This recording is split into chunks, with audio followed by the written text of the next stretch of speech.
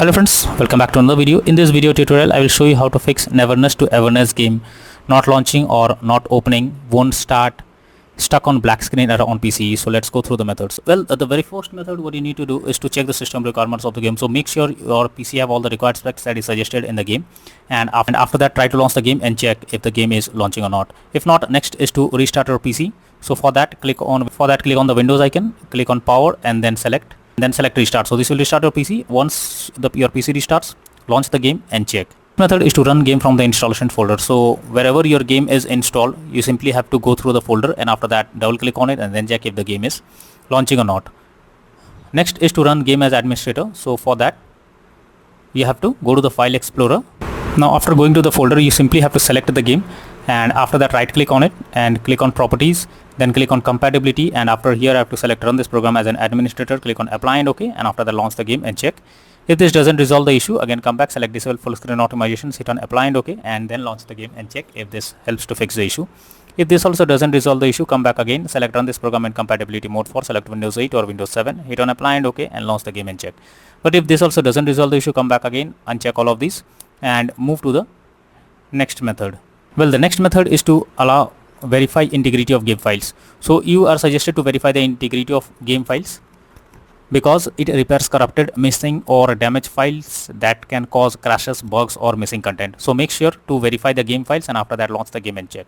Next is to allow the game through firewall. So for that you can go to the Windows search. Now search for Windows security. After that here you have to click on firewall and network protection, click on allow an app through firewall. After that here you have to click on change settings and after that check if your game is listed over here or not. If you cannot find the game, click on allow another app, click on browse. Now go to the game folder, select the application, add it to the list over here. Now after adding the game you have to select it, make sure both private and public boxes are ticked, and after that click on OK. Finally launch the game and check.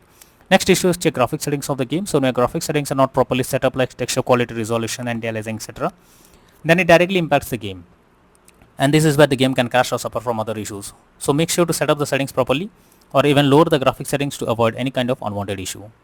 Next method is to update your graphics card. So make sure your graphics cards are up to date. For that go to the Windows search for a device manager. Now here you have to expand display adapter, select your graphics card, right click on it, click on update driver and then click on search automatically for drivers.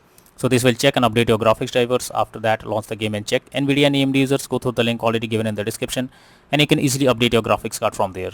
Next solution is to disable in-game overlays. So GeForce Experience users, open GeForce Experience, tap on gear icon beside username, click on general and switch off in-game overlay options as discussed shown in the image. For Discord overlay, go to the user settings, game overlay tab and switch off enable in-game overlay options as shown in the image here. Next is to update Windows. For that go to the Windows search. Now search for settings. After that here you have to click on Windows update, then click on check for updates and it will check if there is any update available. If yes, update your Windows to the latest version and after that try to launch the game and check. Next is to disable third-party overlay applications. So if there is any third-party overlay applications enabled like NVIDIA Shadowplay, MS Afterburner, then you should disable it. This can lead to unexpected issue while playing the game.